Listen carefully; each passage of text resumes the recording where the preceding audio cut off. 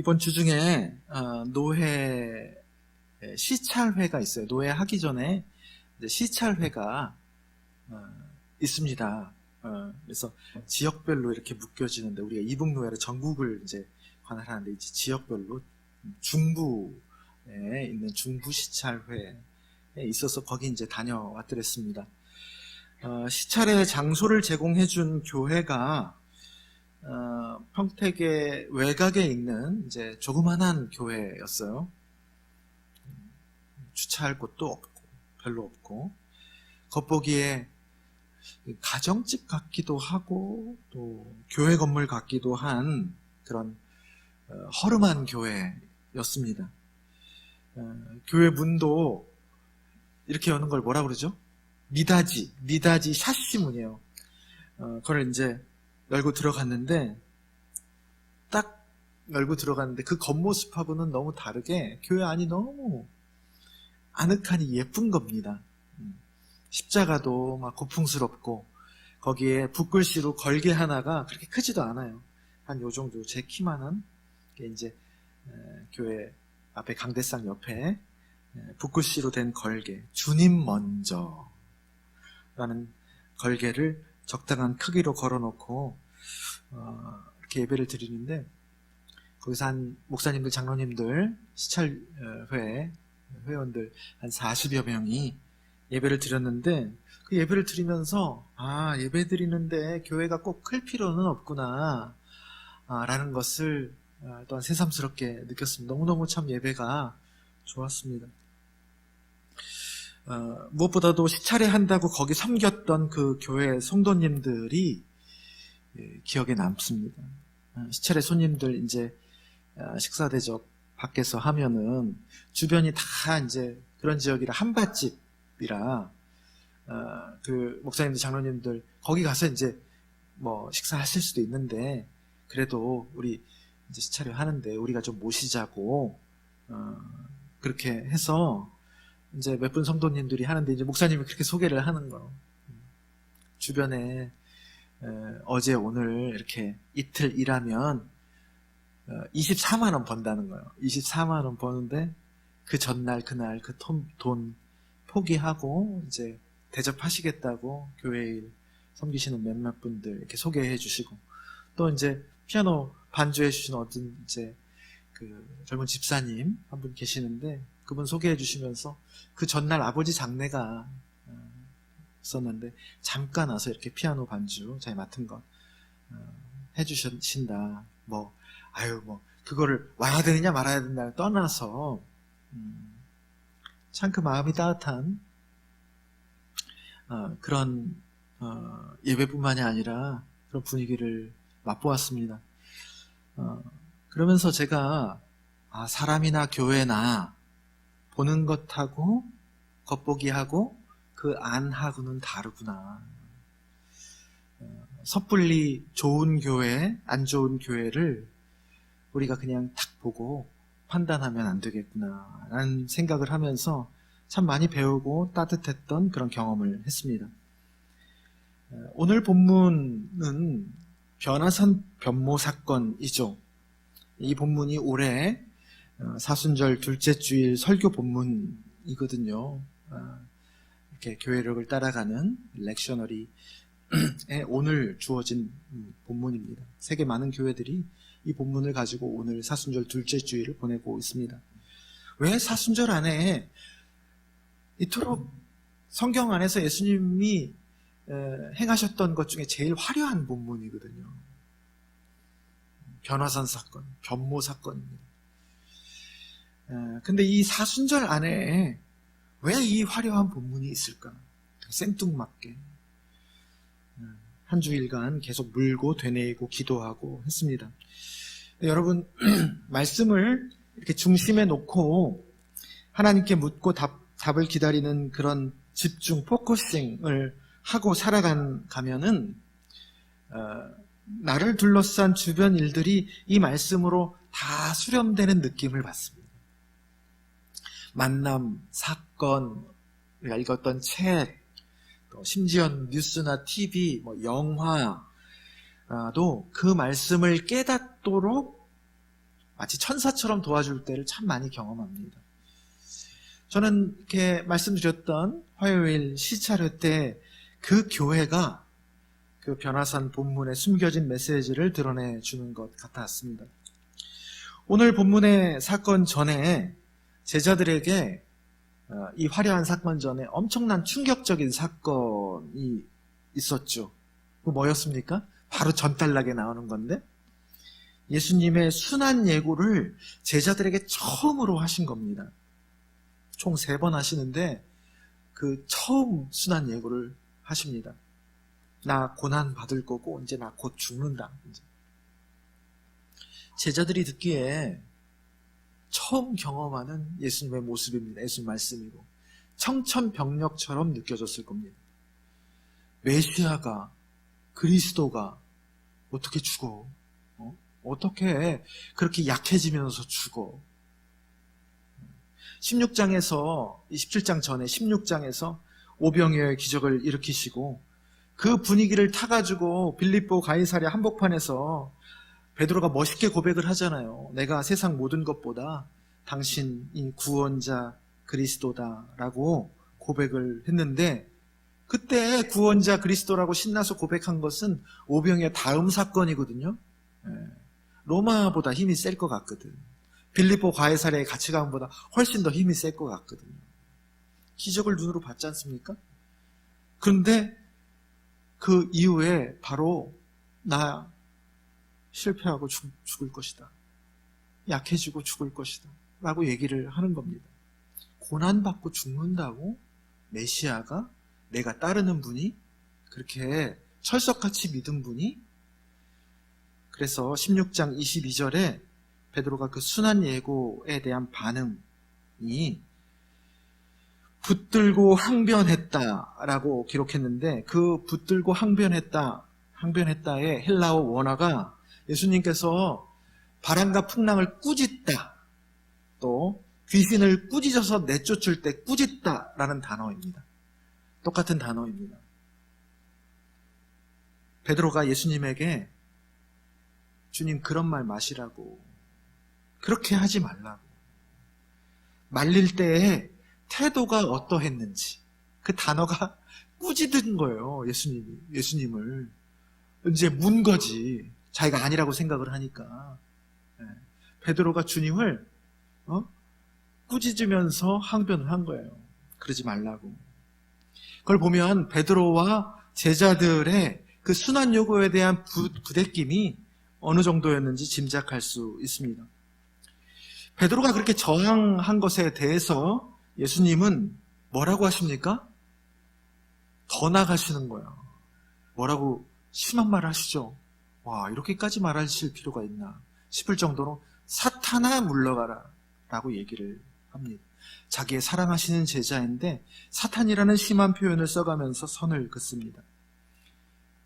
네가 지금 하고 있는 생각 인간적으로 보면 참 고맙죠. 어디를 가십니까? 죽으시면 안 됩니다. 살짝 기분 좋을 것 같은데 네가 지금 인간적인 생각을 하고 있다. 하나님의 일하심은 하나님의 관점으로 보아야 되는 것이다. 그 부분에 대해서는 예수님은 성경 속에서 절대 타협이 없으십니다. 그 일이 있고 베드로의 마음은 어땠을까요? 예수님이 나한테 사탄이라고 아무리 그래도 그렇지. 그리고 난 다음에 엿새 후에 오늘 본문이 일어납니다. 엿새 후에 그렇게 호되게 질책했던 베드로를 포함한 야고보, 요한, 소위 애 제자들 데리고 변화산으로 가셔서 엄청난 영광스러운 체험을 맛보게 해주시는 거예요. 오병이어보다 더 영광스러운 체험을 맛보게 해주시는 겁니다. 베드로가 어땠을까요? 베드로 오늘 반응을 보면 행간의 그 분위기랑 느낌을 알 수 있지 않습니까? 베드로답게 그러면 그렇지 말이야. 이게 바로 예수님이지. 내가 예수님 따라가는 게 바로 이 맛이지. 유대인으로서 모세와 엘리야 최고의 선지자와 지도자 아닙니까? 그분들과 함께 있는 모습을 다 보고 순환과 죽음 예고의 기억은 여러분 베드로에게 싹 사라졌겠죠. 그 변화산 체험 순간.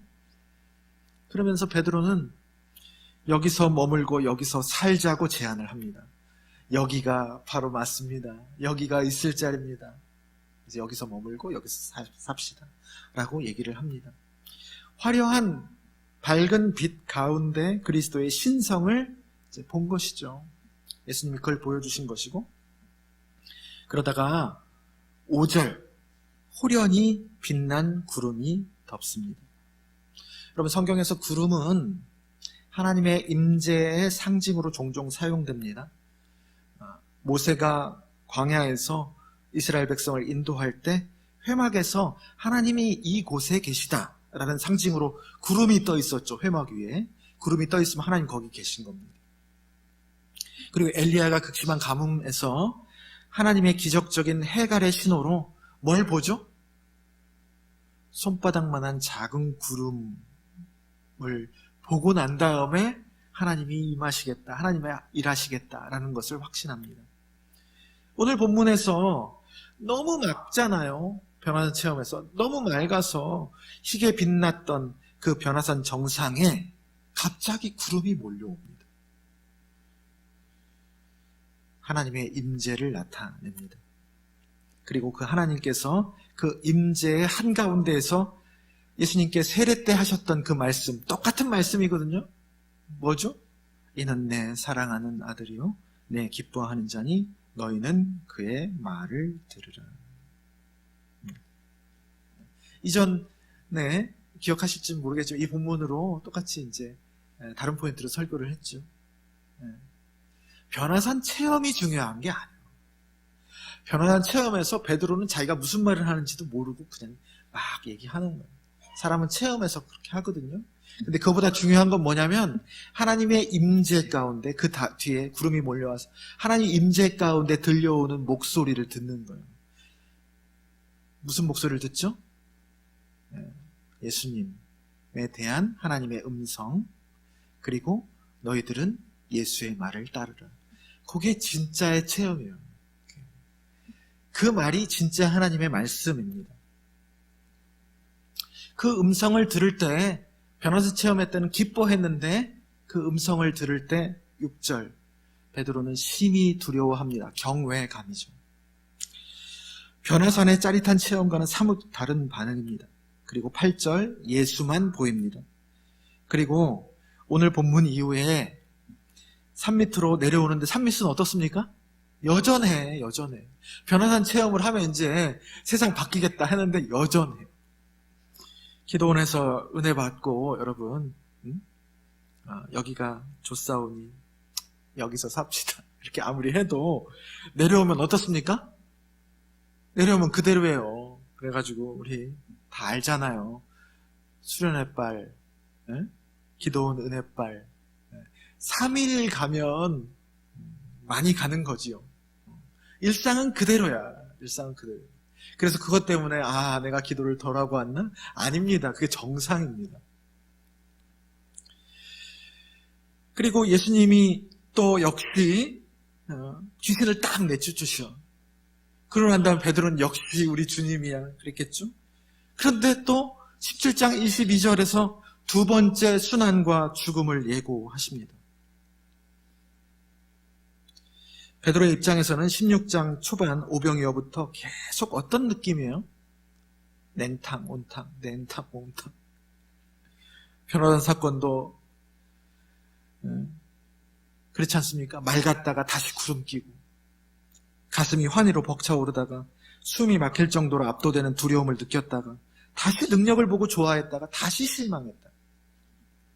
여러분, 이게 바로 예수 그리스도를 따르는 신앙과 삶의 길에 진실된 모습입니다.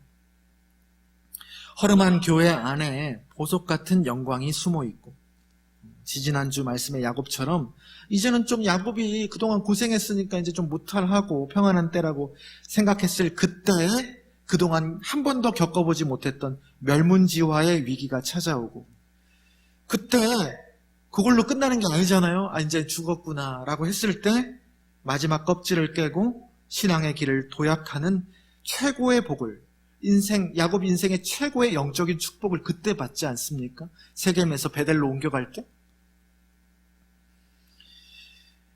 예수님에게 사탄이라는 소리를 듣고 실망했다가 이제 실족할 법한데 또 얼마 안 있다가 언제 그랬냐는 듯이 특별히 베드로 데리고 변화산 체험도 시켜주시고, 그래서 좋았다가 다시 구름 끼고 예수만, 그 구름 속에서 예수만 바라보게 되고, 다시 일상이요. 다시 일상이고, 또 다시 순환예고 들으면서 2차 순환예고 들으면서 다시 실망하는 그런 역설과 신비의 연속이 바로 우리 신앙의 길인 것입니다.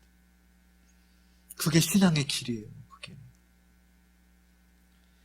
여러분, 사순절은 겉으로는 꺼끌꺼끌한 절기입니다. 능력의 주로만 여기던, 나에게 도움이 되었던 예수님이 약해, 무능해, 죽는데요. 같이 죽자고 그래, 막, 그러고. 그것을 대면하고 적응해야 하는 엄청난 부대낌이 있는 시기입니다. 사순절을 정말 잘 보내려고, 주님의 말씀에 따라서 내가 잘 보내려고 하면 사순절이 엄청 부대껴요. 엄청 부대낌이 있는 시기입니다. 그러나 사실은 그건, 부대낌이 있는 건 껍질이고, 그 안에 그 어느 때에도 경험할 수 없는 빛난 보석이 숨어 있습니다. 그러다가 이제 안 되겠다 했을 때 부활절 기쁨의 50일이 찾아오죠. 그리고 또 내년에 사순절 부대끼고 또 지칠만 할 때 부활절 오고 하면서 뭘 우리가 깨닫습니까? 사순절과 부활절이 중요한 게 아니구나. 업앤다운이 중요한 게 아니에요. 하향성과 상향성의 길이거든요. 하향성, 상향성이 중요한 게 아니고 그 모든 곳에 계시는 예수님이 중요하다는 것을 깨닫는 내공이 우리 안에 점점 자리 잡혀가는 겁니다. 매년 하면서. 그러면서 우리는 나도 모르게 우리 안에 실망과 위안, 맑음과 흐림, 슬픔과 기쁨, 풍랑과 잔잔함, 성공과 실패, 고난과 평안, 소유와 상실, 젊음과 나이 들음, 강함과 약함, 사는 것과 죽는 것, 그 사이를 우리가 강하게 구분하거든요. 그 강하게 구분해 왔던 그 경계가 점점 그런 신앙의 여정을 통해서 흐려지게 돼요. 흐려지면서 힘들죠. 꺼끌꺼끌하죠. 왜냐하면 내가 쳐왔던 경계가 흐트러지니까. 얼마나 이게 부대낌이 심합니까? 그런데 이 신앙의 길을 걸어가면서 사순절과 부활절을 계속 거듭하면서 온탕냉탕을 계속 겪어가면서 그것이 중요한 것이 아니라 그 어디서나 살아계신 주님이 나에게 더 소중하고, 밝을 때나 어두울 때나 그분의 영광은 변함이 없다라는 내 안의 시선과 믿음이 점점 생겨나게 됩니다. 그게 진짜 복입니다. 상황이 좋아지는 게 복이 아니고 그 모든 상황 속에서도 주님을 발견할 수 있는 시선, 내 마음의 근육, 그것이 복입니다. 그래서 변함없이 부르신 그 자리에서 주님을 바라보고 걸어가는 확고한 지향이 생기게 되는 것, 그것이 하나님을 닮아서 신실해져가는, 하나님이 신실하시잖아요. 하나님은 알아주지 않습니다. 하나님은 우리가 그분을 경배하든 경배하지 않든 이 세상을 돌리셔요. 우리 인생을 경영하셔요. 과학적으로도 증명할 수 있지 않습니까? 보통 그건 다 신비의 영역이지만 과학적으로도 제가 가끔 드는 예지만 지금 우리가 지금 고정되어 있습니까? 이렇게 앉아있다고 해서 밑에 비행기보다 더 빠른 속도로 돌아가고 있거든요. 지구를 한 바퀴 자전하고 있다고. 그거 못 느껴. 하나님이 돌리시고 있는 거예요. 섭리 가운데서. 하나님의 신실하심입니다. 우리가 하나님을 닮아서, 어제 본문 여러분 기억하세요? 매일 묵상 본문? 너희 아버지 하나님께서 완전하신 것 같이 너희도 완전하라. 거든요. 네. 모든 상황 속에서 하나님은 누구에게나, 원수에게도, 자기를 믿지 않은 사람에게도, 불의한 자에게도 똑같이 비를 내려주신다. 그러니까 너희도 이렇게 하나님을 닮아서 완전하거라. 이렇게 가리지 말아라 라는 얘기입니다. 그게 이런 과정을 겪으면서 우리가 하나님을 닮아간다는 것이 신실하심을 닮아가는 거예요. 신실하심. 우리가 변하는 상황 속에서 변하지 않는 그분의 길을 걸어가는 겁니다. 그러려면 우리가 수요일 사도신경에서 나누었듯이 예수님이 나름 능력 있는 하나님의 아들이었잖아요. 얼마나 하실 수 있으면 하실 수 있을까요? 근데 사도신경에서 전부 주님에 대한 원어가 여기서도 한글본에도 나타나 있게 하지만 원어는 다 뭘로 기록되어 있다? 주님에 대한 기록이 수동태로 기록되어 있고 엄청난 사실입니다. 다 수동태로 기록되어 있습니다. 자기 승복의 길을 새로운 사람의 대표로서 너희들 나를 보고 쫓아와라 라는 대표로서 수동태의 삶을 보여주시고 자기 능력이 있지만 하나님께 이끌려가는 삶, 자기 부인, 자기 승복의 삶을 예수님은 이 땅에 내려와서 보여주신 것을 사도신경에는 주님에 대한 기록이 모두 다 수동태입니다. 나시고 죽으시고까지. 우리 인간이 가장 아름답고 영광스러울 때는 그래서 자기를 부인하고 자기 승복하는 상태임을 몸소 가르쳐 주신 겁니다. 우리가 앞에 사순절 그 영광 응답송 주께 드리네 그 헌금송이잖아요. 주께 드리네 그 영어 찬양인데 I surrender all입니다. 그래서 그 찬양을 넣어놓은 거예요. 내가 주님께 항복하는 거예요. 그게 예배입니다. 그게 레위기의 제사가 현대화된 지금 예배의 형태이고 그것을 예수님이 가르쳐 주신 겁니다. 사랑하는 낮은동산교회 성도 여러분, 지금 보내는 사순절을 여러분 둘째 주일인데 귀히 보내시길 바라겠습니다. 우리의 삶도 우리의 교회도 냉탕 온탕 냉탕 온탕 그렇게 합니다. 교회도 그렇고 여러분들 삶은 그렇죠. 그렇습니다. 냉탕 온탕 계속 온탕만 있는 사람 없어요. 그래서 교회에서는 계속 온탕만 있기를 바라는데 진실이 아닙니다. 교회도 생명체이기 때문에 냉탕 온탕 하는 게 정상입니다. 가장 힘들고 막막하다고 생각할 때가 제일 주님을 또렷이 볼 수 있는 맑고 영광스러운 때일 수 있고 이젠 됐다 싶을 그 후 시절이 최고의 위기가 숨어 있을 수 있습니다. 이를 통해서 우리는 상황을 보지 않고 주만 바라보는 훈련을 하는 것입니다. 그것이 가장 복이고 선물이기 때문입니다. 그 복과 은총을 가득히 누리는 저와 여러분, 우리 낮은동산 교회 되기를 주님의 이름으로 축원합니다.